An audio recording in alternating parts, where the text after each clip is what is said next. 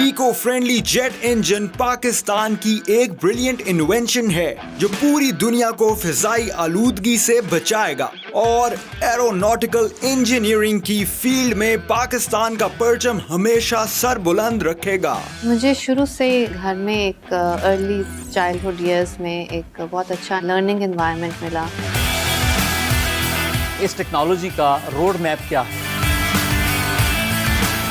ये वाला जो पर्टिकुलर प्रोजेक्ट है ये मुझे अपनी पीएचडी के दौरान दिया गया था as a research question. Ma'am, सबसे पहले तो मैं आपसे ये जानना चाहूँगा कि इतनी मुश्किल फील्ड एरोनॉटिकल इंजीनियरिंग, उस फील्ड को चूज़ किया, ना सिर्फ उस फील्ड को चूज़ किया बल्कि इतने यूनिक आइडिया को भी सोचा। पहले तो ये कहना चाहूँगी कि एविएशन जो होता है वो एक पैशन होता है, it's not a profession, it's a passion, either you have it और यू डोंट। कुछ चीज़ें होती हैं बचपन से ही आप में इंटरेस्ट जनरेट करती हैं। एक तो फैमिली का एनवायरनमेंट था इंजीनियरिंग और साइंस की तरफ, और फिर ये कि हम एयर शोज़ में जैसे ये हवाई करतब वगैरह देखते थे।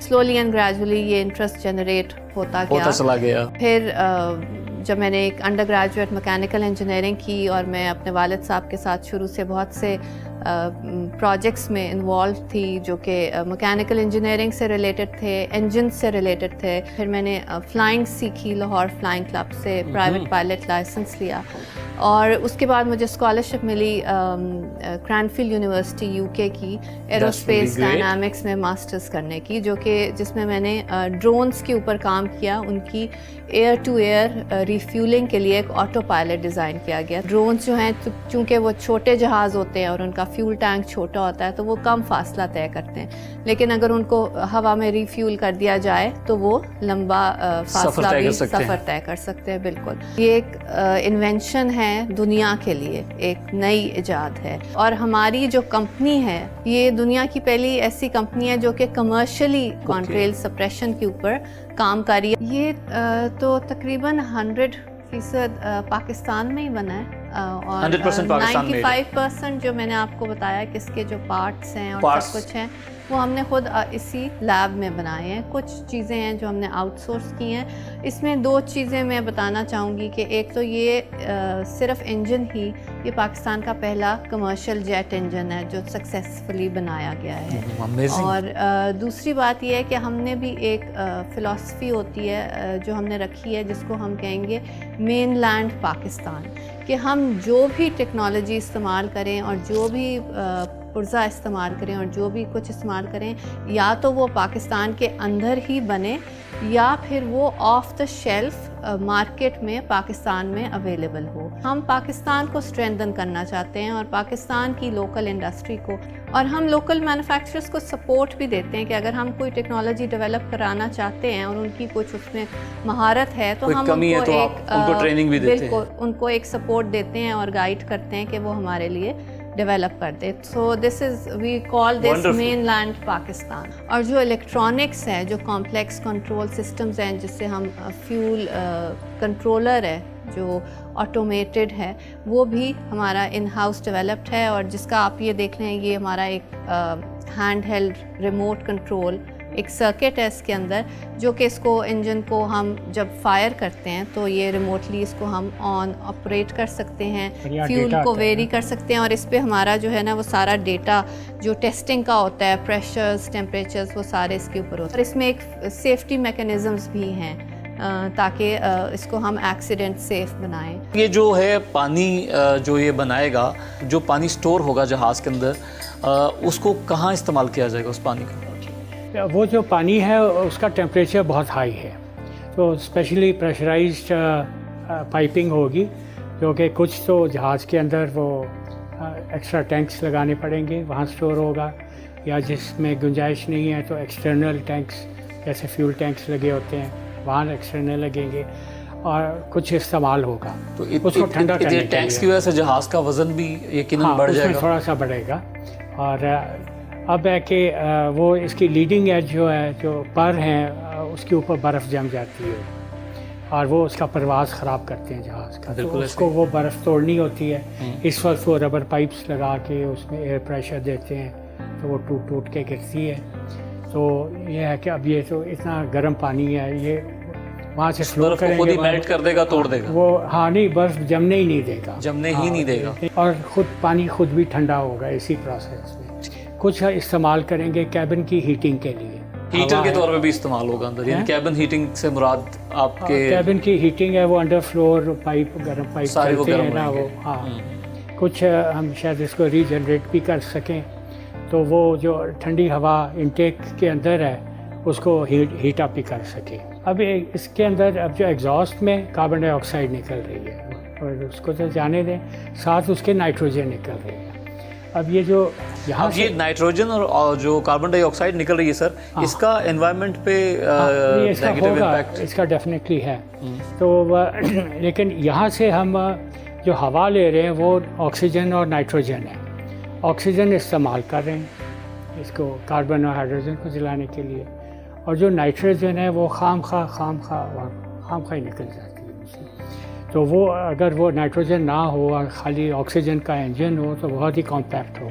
हमारा जो एम है, जो लिमिटेड है, वो है कि ये पीछे कंट्रेल ना बनाए, तो वो हमने कैप्चर करी। जो एक्स्ट्रा पानी है वो बाहर बारिश की सूरत में अगर हम ऐसा उसको डिस्चार्ज करेंगे तो वो फिर अपना बादल बना देगा, फिर दोबारा से कंट्रोल बना तो इसलिए दैट इज नॉट फीजिबल। और उसको हम लोअर एल्टीट्यूड्स पे रिलीज करेंगे, क्योंकि जिस एल्टीट्यूड पे वो फ्लाई करता है प्लेन, उस एल्टीट्यूड पे टेम्परेचर इतना कम होता है दर्जा हरारत के वो बादल बनता है।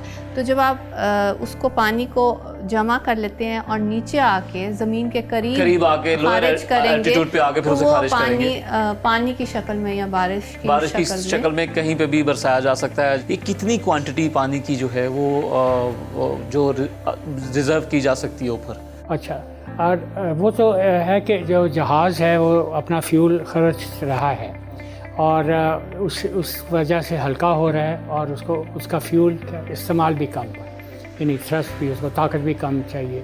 जब तक अपने डेस्टिनेशन तक जाता है उसका वज़न सबसे हल्का हो चुका होता है, वो सारा फ्यूल जल गया। अब जो इस वक्त जो अगर सारे मॉलिक्यूल्स को गिने पानी के और केरोसिन के, तो वो है कि 1.13 to 1.15 टाइम्स पानी बनेगा, क्योंकि उसके अंदर ऑक्सीजन तो आसमान से आ गई, तो उसने वो वज़न ऐड कर दिया। तो समझे कि या तो ये समझे कि जितना फ्यूल हमने जलाया उतना ही पानी बना या उससे ज़रा सा ज़्यादा बना। और फिर ये है कि बहुत भारी जहाज़ को लैंड करेंगे, उसके अपना अंडर कैरेज और पहिया शायद वो सारे टूट जाएंगे। तो वो उनका डिज़ाइन ही इतना मजबूत नहीं करते।